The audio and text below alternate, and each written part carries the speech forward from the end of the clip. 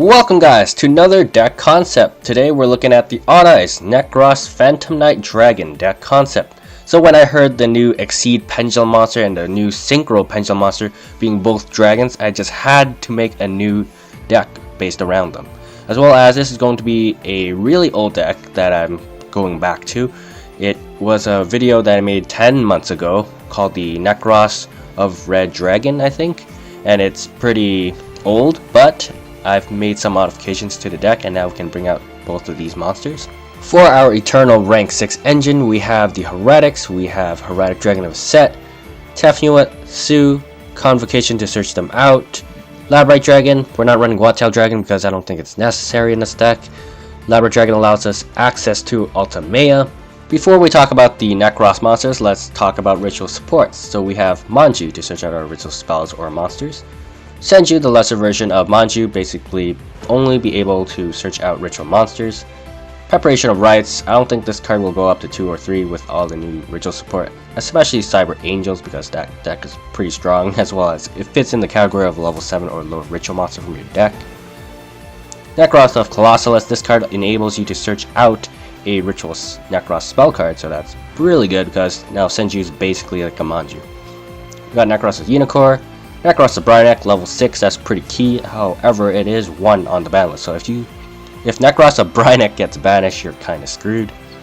Nekroz of Valkyris, Nekroz of Trishula, and Nekroz Cycle. Nekroz Cycle allows you to ritual summon a Nekroz monster from your hand or graveyard, which is really important because we don't have much cards to search out your Nekroz or bring them back other than Unicorn, so being able to ritual summon from the graveyard is pretty key. For the Phantom Knights, we have Dusty Robe. If this card's in your graveyard, you can banish it to add one the Phantom Knight card from your deck to your hand, except for itself. Silent Boots. If this card's in your graveyard, you can banish it to add one Phantom Knight spell or trap card from your deck to your hand. As well as if you control a Phantom Knight monster, you can special summon this card from your hand for rank 3 plays. Phantom Knight Break Sword basically has a Scrap Dragon effect. You can target one card on your side of the field and one card on your opponent's side of the field, destroy both targets.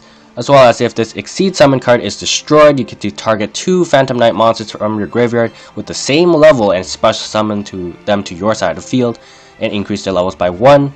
As well as you can only special summon dark monsters for the rest of the turn, which means you have a dark rank 4 Exceed play. You got Fog Blade and Phantom Knight's Wings. Fog Blade is basically a Fiendish Chain, however you cannot attack the monster that is equipped with Fog Blade. Phantom Knight's Wings. A monster gains 5 attack, and if it's destroyed by battle or by card effect the first time, it is not destroyed. Rank up Magic, the Phantom Knight's Launch. So notice the naming, it says the Phantom Knight's Launch, so Dusty Robe can search this card out, as well as Silent Boots can search this card out. So this card is very accessible. For our main attraction, we have Odd Eyes Raging Dragon, rank 7, Pendulum scale of 1. Same pendulum effect as Odd Eyes Rebellion Dragon. Once per turn, if you have no other cards in your other Pendulum zone, you can place one Pendulum monster from your deck in your Pendulum zone.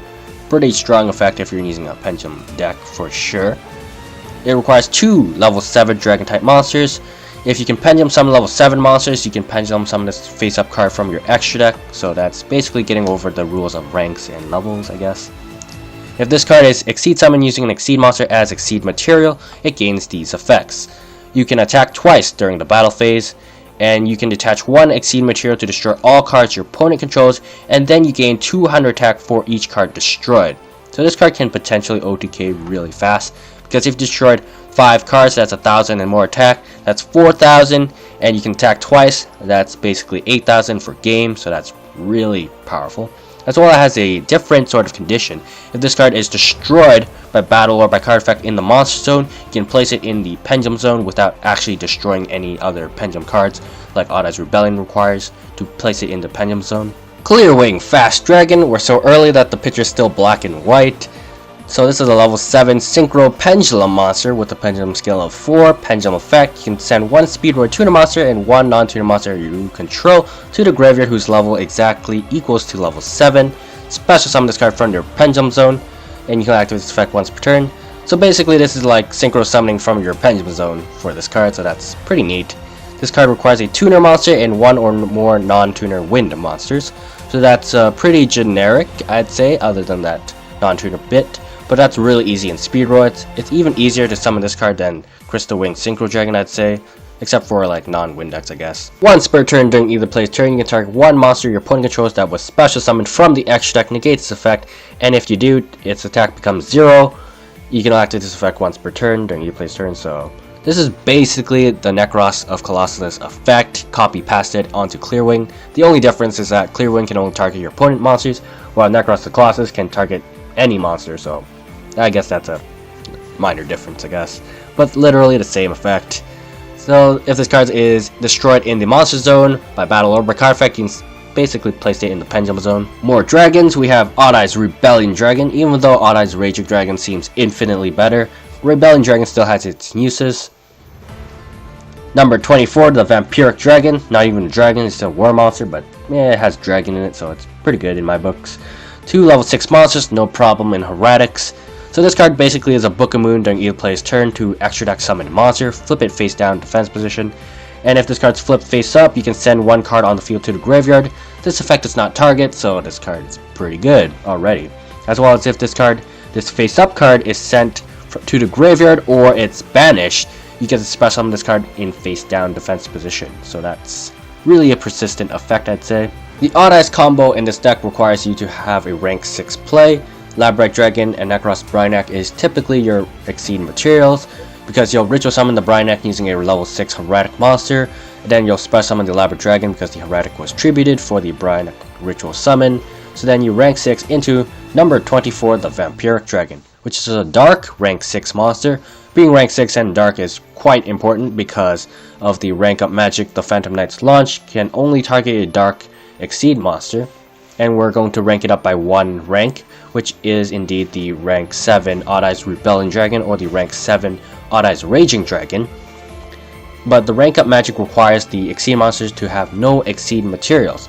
So basically you'll use the number 24's effect on hopefully a special summon from the extra deck monster your opponent controls during your turn when you Exceed summon this card. And then during your opponent's turn, you can set the rank up magic before you end your turn, of course. And then during your opponent's main phase, you can detach the Labrador Dragon target number 24 itself. And then in Chain Link 2, you'll activate the rank up magic onto the no Exceed materials of the number 24. And then you rank it up into Odd Eyes Rebellion Dragon. And then the rank up magic will become Exceed material as well. Rebellion Dragon's effect will activate on summon because it was Exceed summoned. So which means it will blow up every single level 7 or lower monster your opponent controls, then burn them alive for 1000 life points for each monster destroyed by this effect.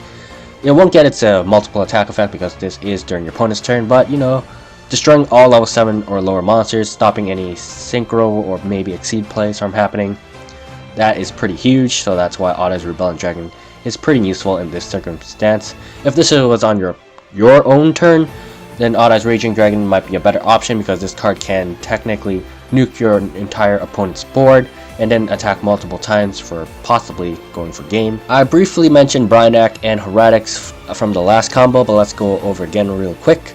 We have Tefnuit, we have Manju, Senju, or Preparation Rites to search out our one of Necroz and Brainak. Colossalus will be searched out by Brainak. Colossus will search out Necroz Cycle. Cycle will tribute the Tefnuit to ritual summon the Brainak from our graveyard back to our side field, and Tefnuit will activate its effect because it was tributed to special summon a Labrador Dragon from our deck. Now we could rank 6, or we could go to Ultimea because Labrador Dragon allows us to do this because it is a level 6 tuner monster. Ultimea will allow us access to the level 7 and 8 Dragon type Synchro monsters from our extra deck by simply placing one spell trap card from our hand and set it to our side field. We can get out the Clearwing Fast Dragon, the new Pendulum Synchro monster. It's still a Synchro monster level 7, so it's perfectly legal to do this with Ultimea.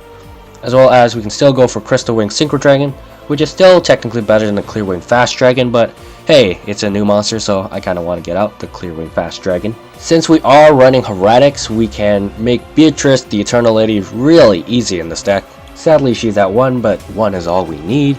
Because we have controlled mills now, we can mill all the Phantom Knight stuff we want to the graveyard to add our Phantom Knight spells and trap cards, so that's really easy access to our other cards. The ritual level synergy in this deck as well, besides Brainak and the level 6 Heretic monsters, we have Necroz the Colossus to channel the Necroz cycle, and if we had a Phantom Knight in our hand, we can instantly ritual summon the Colossus from our graveyard by tributing the Silent Boots, for example, level 3 for level 3, and then we can just banish the Silent Boots for an extra card, so that's pretty good synergy right there.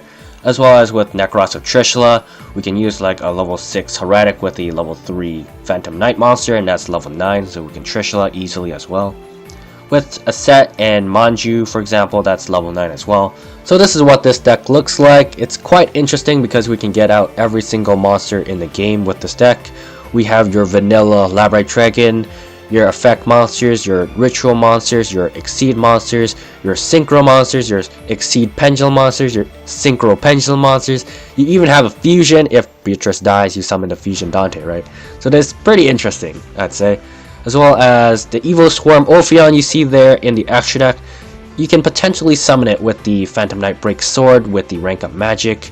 So it's potentially possible, but not sure if it's viable in this deck because we are running a lot of high level monsters. So I probably would take it out, to be honest. But yeah, anyways, thanks for watching guys, and I'll see you guys later.